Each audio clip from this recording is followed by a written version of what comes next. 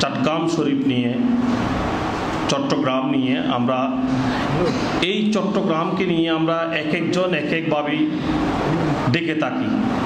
কেউ চট্টগ্রাম বলি, কেউ চিটাগাং বলি, কেউ এখন চট্টগ্রাম শরীফ বলি, যে যেভাবে ডাকি একটাই কথা, সেটা হচ্ছে চট্টগ্রামের ভাষা আমাদের মধুর ভাষা।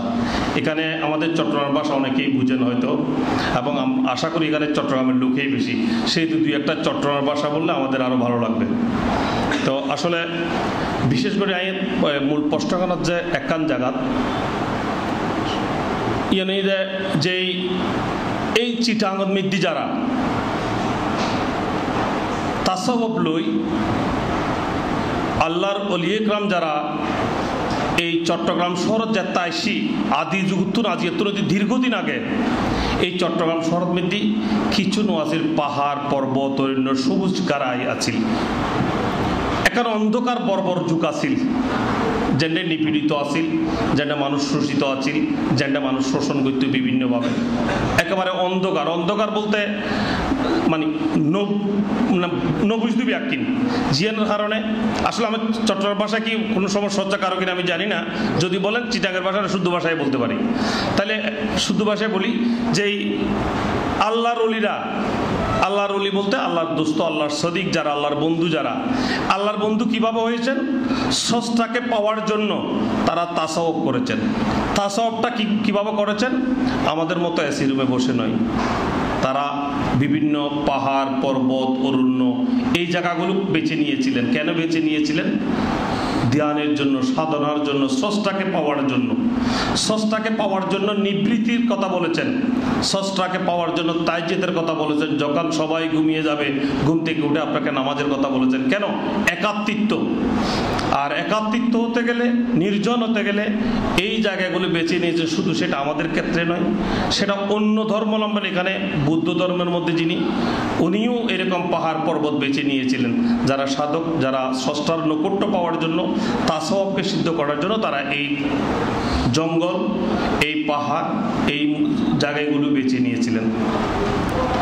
আসলে যে জিনিসটা মানে একেবারে খুব সংক্ষিপ্ত করে আমি শেষ করে দেব। আমি বিশেষ করে আল্লাহর ওলিদের প্রতি আমার কেন যেন একটা দুর্বলতা কাজ করে। বিশেষ করে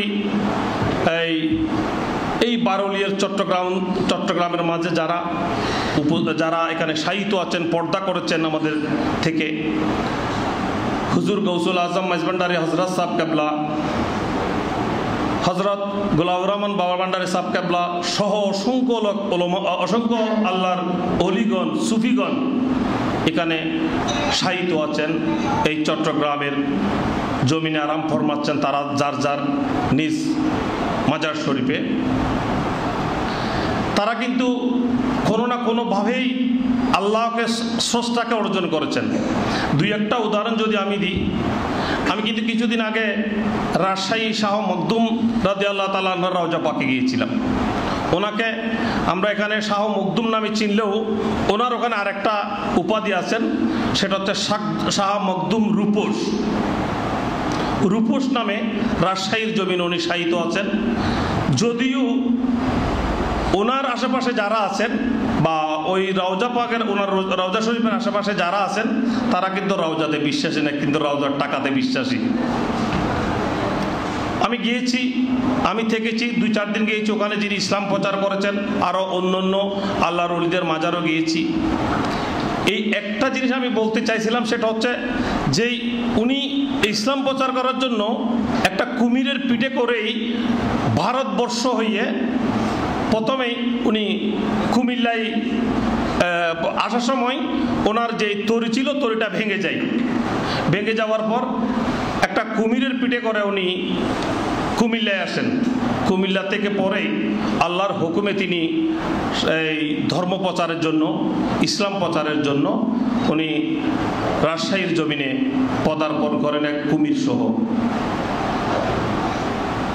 এখানে মূল যে বিষয়টা ধর্ম প্রচার, আর ওখানে যেই বলি দিত, বলির যে জিনিসগুলো আছে, মানে তখনকার আমলে, আমি কোনো ধর্মকে ছোট করে বলছি না, তখনকার ওখানে একটা তাদের ভুল ধারণা ছিল, সেটা হচ্ছে যে বলি মানে জীবন্ত মানুষকে বলি দেওয়া হয়তো।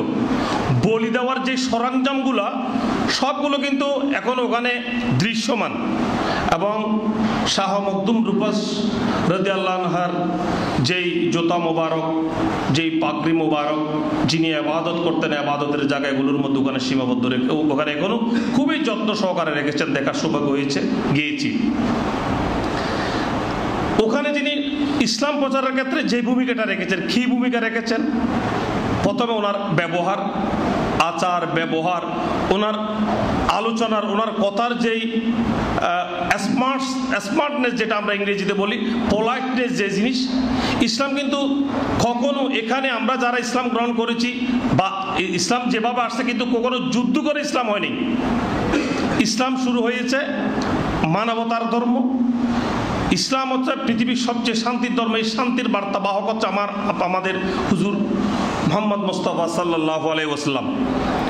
ওনার মাধ্যমেই এই আজকে শান্তির পতাকাটা, শান্তির বাহনটা এখানে চলছে। কিন্তু যেই আমাদের যে ইসলাম গ্রহণ করার জন্য যে ব্যবহারটুকু আমাদের করতে হয়, যেই আলোচনাটুকু করতে হয়, কিন্তু সেই আলোচনা, সেই ব্যবহার আজকে আমাদের মধ্যে নেই। আল্লাহ রসুল আমাদেরকে যে কোরআন কিতাব মাধ্যমে, কোরআনের মাধ্যমে, কিতাবের মাধ্যমে, হাদিসের মাধ্যমে আল্লাহ রসুল বলে গেছেন কিভাবে ইসলামকে সৌন্দর্যকে রাখার জন্য কিভাবে করতে হবে, এগুলো বলে গেছেন। কিন্তু আমরা কোরআন পড়ি, আমরা হাদিস পড়ি, কিন্তু মানি না।